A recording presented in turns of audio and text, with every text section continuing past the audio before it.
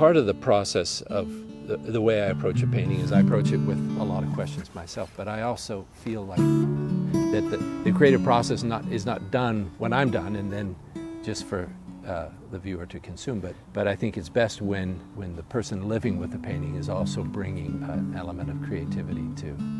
So I feel like a painting is more useful to you for the rest of your life if it continues to talk to you rather than you're done in the first 5 minutes with the conversation.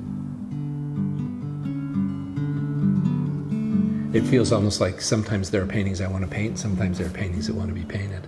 I often, when I see a remarkable sky, it's not my impulse to paint it. For example, if I was painting a sky, the way the knife kind of created a line there, I would not do that, but go ahead and just run with what the chaos has provided. The life, even if it's just minutes before the big thing happens that changes everything, that we could be in the middle of one of those right now. Something can happen within 5 minutes that changes everything in that space that is before or after. Probably a lot more time before than after the big event, but I think that they're worth sitting with too. The amount of work that happens in a life to make a performance feel effortless and natural is amazing. This is a painting about the thing, about not the thing that is happening. These people are backstage. All of thousands of hours that we don't see in order to have this 2 hour of enjoyment. When I'm painting, I'm not like telling a story that exists in multiple frames. I'm kind of examining an aspect of the story. Sometimes I've described it as kind of a mythological autobiography. So there's something that I've experienced or witnessed or been close to.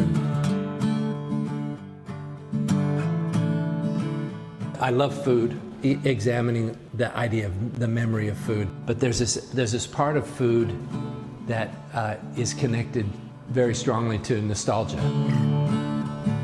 When I started studying art, I was mostly interested in ceramics, and so part of the original structure of what I thought of the art that I was working on was its usefulness.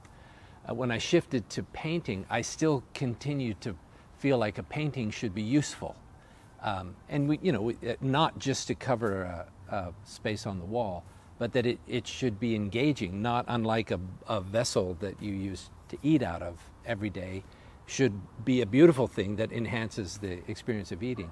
That the things that we put on our walls they should engage us. We should utilize them. They should help us see ourselves better. One of the reasons that I like to work on so much work at a time is it takes the pressure off an individual piece having to succeed. There are times when what happens is I mix a color of paint for a painting and I end up mixing way too much.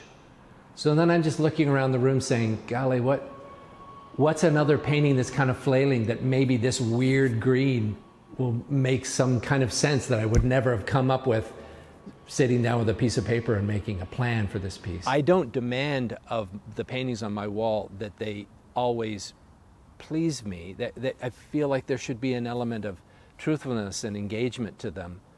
I also like many beautiful things. Beauty is a wonderful way to engage us, but it's not the only way. So this painting, and it doesn't happen every time, but with this painting, I think there was actually a sketch in my sketchbook called Big Dog Treat, and so I thought I want to do a painting of that. There's nothing realistic about a dog this size, and painted this little guy, handing the treat. Why couldn't a dog this size also be blue,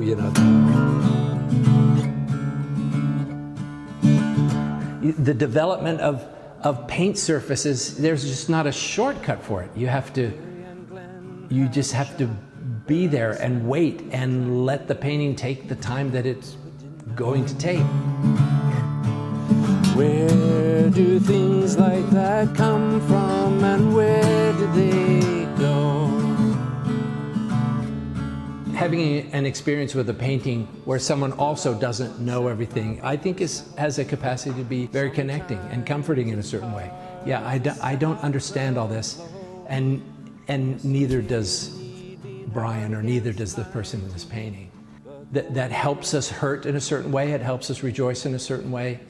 We tell the story to kind of get to the end of the story, but there's the part that gets us there, the maybe even more what we think of as the more boring parts, that there's something there worth celebrating and examining and coming to some affectionate relationship with, that I try to explore in my work often.